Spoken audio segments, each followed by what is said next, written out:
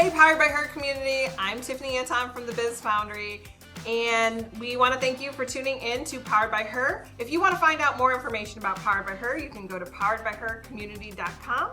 Please like, subscribe, follow, tell your friend, tell your grandma, tell anybody to follow Powered by Her and watch our episodes. On today's episode, we have Kirsten Cooper from the French Cookie Inn. We have a beautiful arrangement that this is going to be hard to have this conversation and not, just start. It's like an Oreo. I just want to lick this center part. Is that inappropriate to say? No, you can say whatever you want. Okay, great. It is, my set here. So. Yeah. Welcome, Kirsten. Hi. Thanks for coming having me. So what is the French cookie? And let's go through, we are not just being fancy by saying macaron. Yeah, no, that's right. That's the accurate one. We're not trying to be bougie or anything like that. That's how you say it. Macarons, yes, because macaroons are, they're like the coconut little things that your grandma makes. Yeah. And macarons are the French fancy ones. They're like spiky almost. Yes, yeah. Well, they're made out of coconut, and sometimes they're dipped in chocolate. But yeah, they're completely different spellings. So macarons of all different flavors, all different variety. Yeah. The French cookie. And so what made you get into deciding to make, this is not something that I've ever seen in cook. I don't know that I've ever seen anybody home making macarons. Well, I first started, so in college one year when I went home for Christmas, I made them just on a Christmas break. And I just thought they'd be fun. There was something, I was bored at home during college. And they were awful. They exploded, the tops exploded, whatever. And so Fast forward 2-3 years. Then whenever I started full time at my job that I used to do, I was a drafter at an architecture company, AEI. They were great. I love them. Just down the street. Down the street. So I started doing that, and then Cooper, my husband, he's big into the entrepreneur life, and so I just started making them just for fun. And they were awful. They kept exploding. And I actually started out as cinnamon rolls. Started making cinnamon rolls, homemade ones. You just like to bake? Is that what? Yes, I've loved baking my whole life. Is that as a kid, were you the kind that just were you baking with mom or grandma or somebody or? Both my grandmas, they baked a lot. And then my dad, he likes to bake. And so I would always ask for cookbooks. I know I still have a Bisquick cooking book at home. You would ask for cookbooks for Christmas? I was 9 years old. And wow.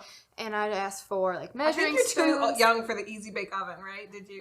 No. I had the Easy Bake Oven. Okay. I wore that thing out. Okay. It was so great. And it was so easy. It was awesome. But and so I've always loved baking, and I love having a creative outlet like that. And I'm not really great at drawing, or I'm not great at drawing. Or house designs of things. Okay, drawing artistically. I mean, I can do straight lines for a drafting plan all day. Okay. But, so then while I was at AEI, I just started doing that on the side, just for fun, because working 9 to 5 or 8 to 5 it was there. Then I just wanted something to do at home. Creative outlet. Yeah, Cooper, he likes to golf a lot. I am a busybody. I played volleyball at Tech, and so I was always on the move. So when I graduated, it was kind of just a shock because I wasn't busy all the time. Mm-hmm. And so, and then I started making macarons, and like I said, were you just eating them all? What were you doing with them? No, most of them exploded, and So you were still. It's taken a year to get they're so finicky. So they're all measured in grams. The egg whites, I use carton egg whites, but at the time I would use just fresh eggs. And so in the temperature, you have to have a thermometer in there to measure what the temperature is. So right now, one of my ovens I do at 290, and the other oven I do at 300. So how did you what made you keep going? Yeah, this is not working. Since college, I have not gotten these to work well. Let me keep going. Obsessive. Okay. A little obsessive. And then so when my husband and I, we were trying to get pregnant, it took about 9 months. And then I had surgery to remove some endometriosis tissue. And while I was recovering from surgery, I just, you can't really do anything after surgery. And so I just binge watched YouTube videos on how to make macarons. And then it just kind of took off. That was in November of 2019. And then we actually ended up getting pregnant in January of 2020. And then we had our daughter October of 2020. So I started going full-time with macarons a month before she was born. So I remember finding you on social media. Somebody had posted pictures or whatnot, or sharing you around, and I reached out and I said, "Hey, what are you doing?" And you were like, this is a side hustle. This is not a full-time gig. I have a job." What made you decide to kind of go all in with this and really believe this could be something? Well, kind of rewind. What's actually funny about that is you saying that. I completely remember that conversation because I was trying to get my Facebook. Yeah. I messed up some social media thing. Yes, you were trying to get your name changed. Yes, and I was asking you about that. Wow, that was like a year and some change ago. Yeah. That's crazy. Yes. Okay, can you repeat your question? Because I was thinking about that. You at the time were like, this is just a side hustle. Like, I'm just kind of doing, I'm not looking at doing this as a full-time business. Yeah. And so what made you decide that this is worth it? Well, so whenever I was working at AEI full-time, I started doing 4 days a week, and then Mondays would be my bake days, and then I have a website and people would order through them. Well, it was just too much. I love baking. I love the creativity of macarons. I love the flavor changes. I love meeting people. That's like my favorite part, is just meeting people and just talking. Working like vendor booth events. Yes. Oh, I could talk your ear off all day. Yeah. Like, sometimes people are like walking by and I'll talk to them, and then they like buy macarons or whatever, and then they're like slowly walking away as I'm like still talking to them. And it's like, I'll catch you later. Getting I'll awkward. Yeah. But no, Cooper, he just, like my husband, he encouraged me to do everything. He encouraged me to even start the business. Yeah. I didn't know anything about entrepreneurship. I didn't think, because in my mind, I mean, college is great. We love college, but I'm not even using my degree. Yeah.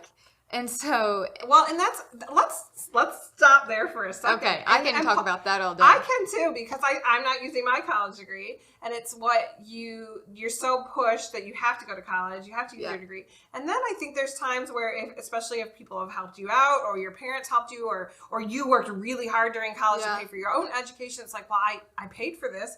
I should probably do what I'm set out to do. But I think that there's more to life than doing a job that you're supposed to do. Yeah. For those that are just listening, this is a quote unquote you're supposed to do. Yeah. And so, I mean, how did you kind of reason it out in your head that this is okay? This is, and even, I mean, I was going to ask you, why didn't you go into baking? Why didn't you go into cooking or culinary or something like that? Well, so I do remember in middle school, I was talking to my dad one time about baking and doing culinary, but then I just didn't think there was honestly a lot of money in it. But then also I played volleyball since I've been in 8th grade, and so in select or club volleyball, the goal is to get a full ride volleyball scholarship. And so for playing for 10 years, that's the end goal. And I mean, that happened. Like, I got a full ride to play volleyball at Tech, and so it's a no-brainer. Why would you not go to college if you have your college paid for? Yeah. So, and it was great. Like, I wouldn't not go because I met so many people, the connections. It's not even so much just about the education. I mean, I know that's, I don't know if that sounds bad, but it's not just about the education. I don't think that college is, I mean, I think college, you learn so much about yourself and who you are and what your more about your values. I think that up until the age of 18, your values are somewhat imposed on you by your parents or the environment that you live in. And so when you get to college, it's kind of the first time of really like, who are you when no one's looking? Yeah. When your parents aren't going to be there when you come home late or you make a mistake. Your parents aren't going to necessarily have to know about those things. And so I do think there's a huge value of that time of people's lives. But it's also a hard time. I mean, at 18 years old to say, hey, what do you want to do with your life? Yeah. Nobody really knows enough. They don't even know themselves enough to really know. And I think that people often feel like that's not a worthy enough idea to do for my life. So I'm guessing that, you said I didn't think there was much money in baking, you could have gotten a business degree if you thought that, you would have just wanted to be a business owner and kind of learn the business stuff. But well, I never thought I would. Right. Like I mean, I have a minor in business, but that, honestly, I don't even remember why I got a minor. I mean, like, that sounds bad. It was like, hey, here's where some credits at. Yes, it was something like the credits. That's kind of where it goes. Yeah, I had so many similar credits to a minor because my major was human ecology, housing and design, and the credits just almost lined up perfectly. Just to go ahead. So what did 10-year-old Kirsten? What would 10-year-old Kirsten have said she wanted to do? I mean, maybe she was still playing with her Easy Bake Oven and she had those dreams. What grade is 10-year-old? Probably about 5th grade, 6th grade. I don't know. That's a great question, and I don't even know. I don't remember even what I was doing. I know. Do you remember as a little kid what was the kind of what you'd write down at school when they said, "What do you want to be when you grow up?"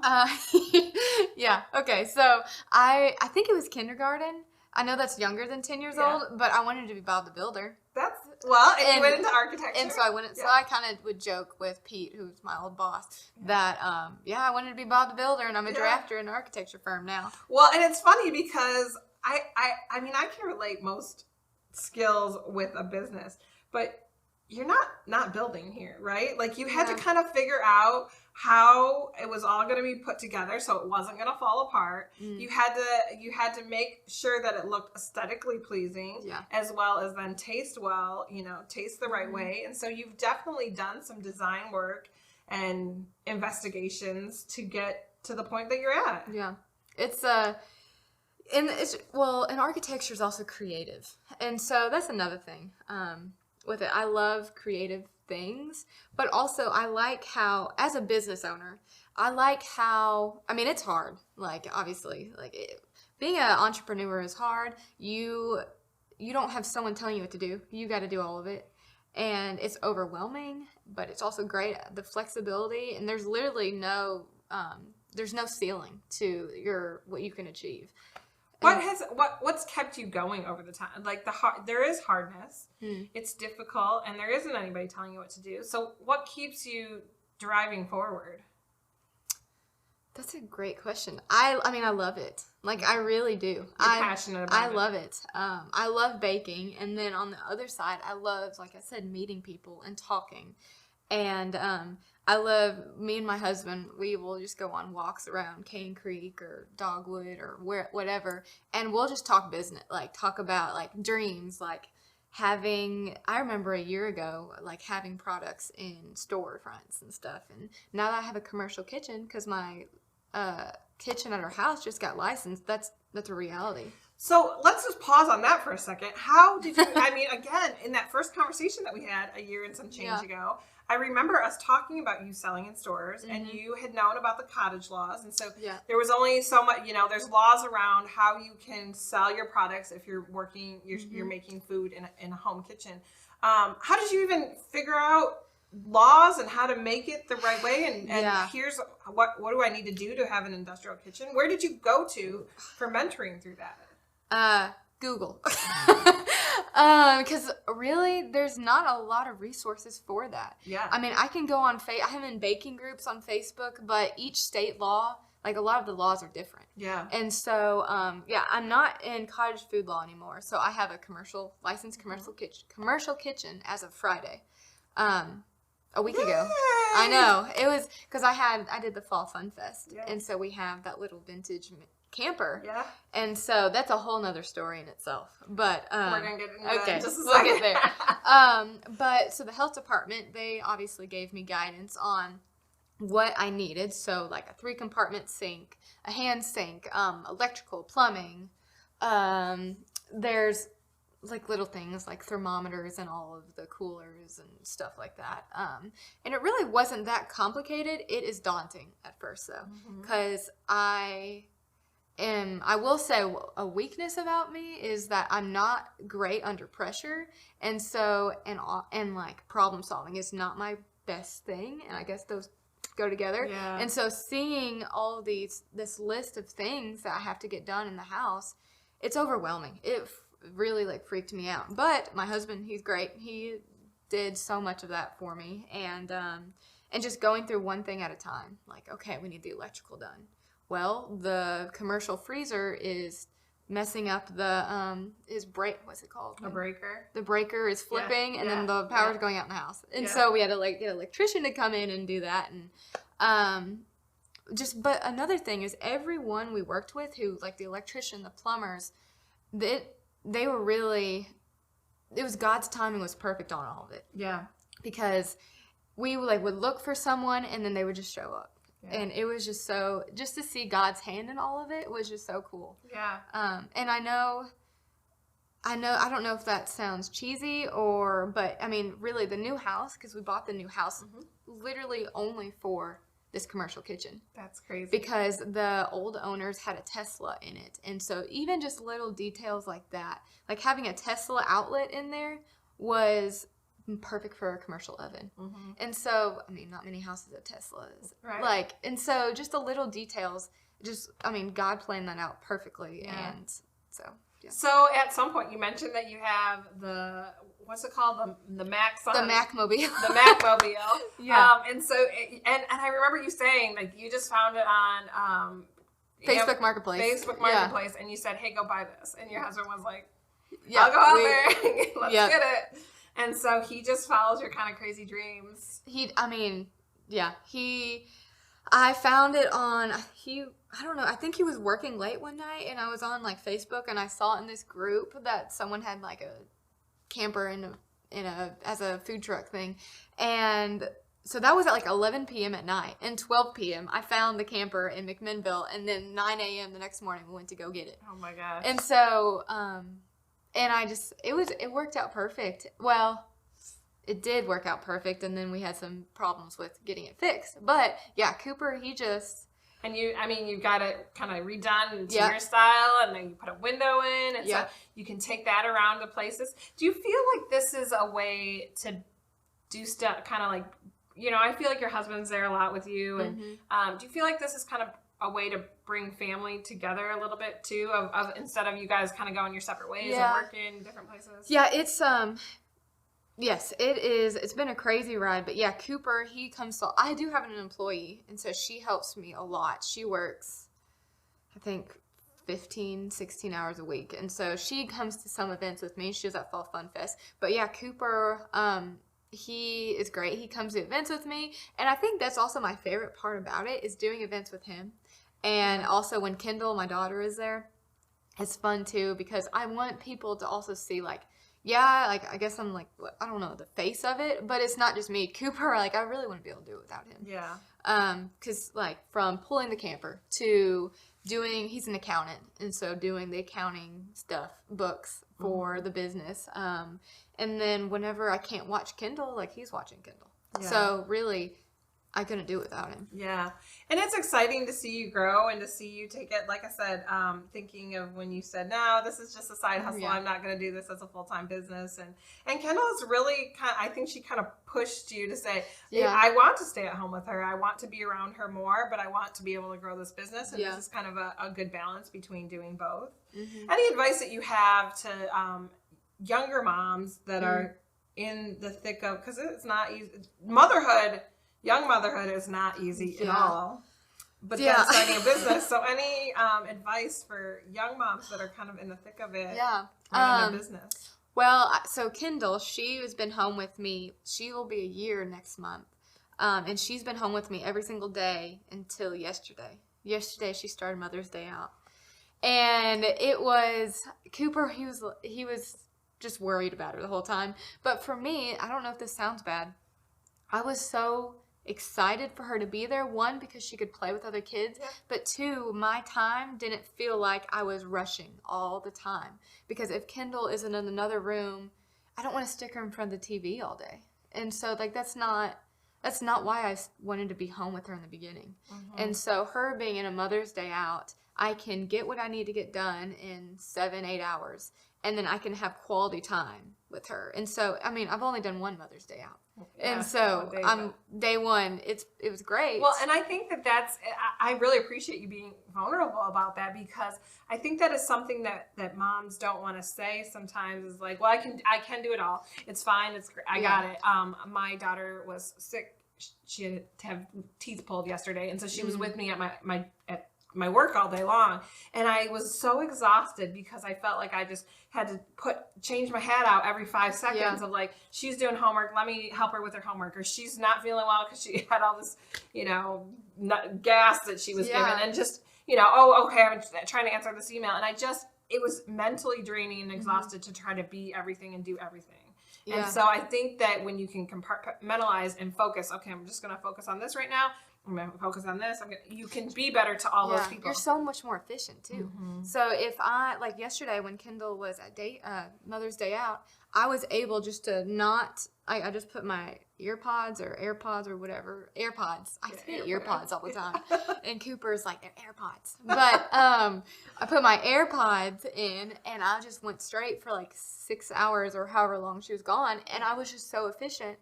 And I didn't feel guilt tripped that I was trying to work because I love being a mom. It's a God-given thing for us. I love being a mom, but also I enjoy working too. And so that's a God-given thing too. Yeah. I mean, God has created your life to be what it is, given you these talents. And so I think we forget sometimes that like we should feel more blessed to be a mom than we should feel to grow our business. And it's okay to feel good about both. Yeah. And I do. Yeah. And having a business is how I can stay home with her too. So anyways, yes, it was great having her there. And then when she came home, I just loved being with her. Even, that sounds awful. Loved being with her more because I felt like I was all there with her. I didn't have in the back of my mind thinking, okay, I'll let her take a nap, and then while she's taking a nap, I'll run and bake 200 cookies, and then when she's done, hoping she doesn't wake up in the middle of it.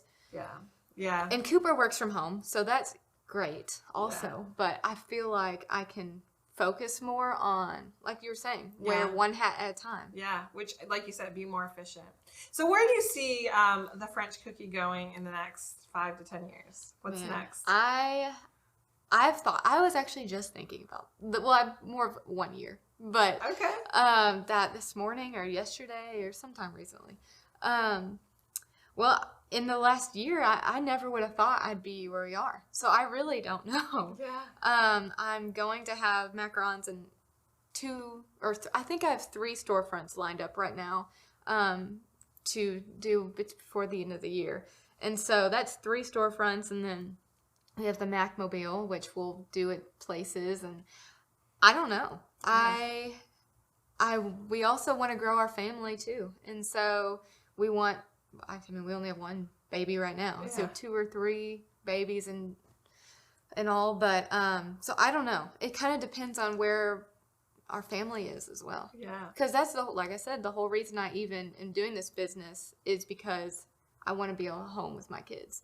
And my kids are my first priority. Yeah. Well, I'm excited. I mean, like you said, I can't believe the progress that you've made in the last year, and I'm excited to see where you're going and how and I like, that you figure out the business aspects that you need to, so many women think I like baking. Okay, I'm going to start a business because I like baking. But then you have to start a Facebook page, and you have to get a logo, and you have to register, and you have to know the regulations with food. And so there's so much more to it. And I think a year and a half ago or so, you were a little intimidated by those things and overwhelmed. And I love that you said, no, I'm going to figure this out. I'm going to do this, and I'm going to keep going. And like you said, having an industrial kitchen in your home was not just, snap my fingers and it happens. There was a list of steps you had to take, but you can do that if you put your mind to it. So I think that's a great example for other women, and I hope that people hear this story and think, that I can follow a list. I can take it one step at a time and do what I need to do. And if anyone ever needs guidance or questions about, okay, how do you get a tax? I'm not an expert. I've done it once. How to do taxes, how to do just questions about cottage food law stuff, health department stuff, literally all of that. They can ask me, and I'll answer to the best of my ability because I've been there. Or you've been connected, you're connected with some of us at the Biz Foundry. Yes. And so there's, you can connect them with other people. You do the business side, and I'll do the baking side. Yeah. So, Well, thank you so much for coming in. How can people find you if they're looking for the French cookie? Yeah, so I have a Facebook page. It's called The French Cookie of Cookeville. And then Instagram, it's French Cookie CKVL. And then I have a website, www.frenchcookieckvl.com. I know it's a mouthful, but yes. And people can order online. Yes. Can they ship? Do you ship? I will start now that my kitchen is licensed. I will start shipping. I'm hoping before Christmas, but I have to find like packaging that's cost efficient, and I'm looking into custom boxes and. So hopefully that will be in the next year plan of shipping to places. And like I said, I'm excited to see, and I'm gonna sneak a bite of these after we finish up here. So make sure you check out the French Cookie of Cookeville. Kirsten Cooper, thank you for coming in today. It was great to hear your story. Go follow her, like her, share her information, and order some macarons. Yeah, thank you.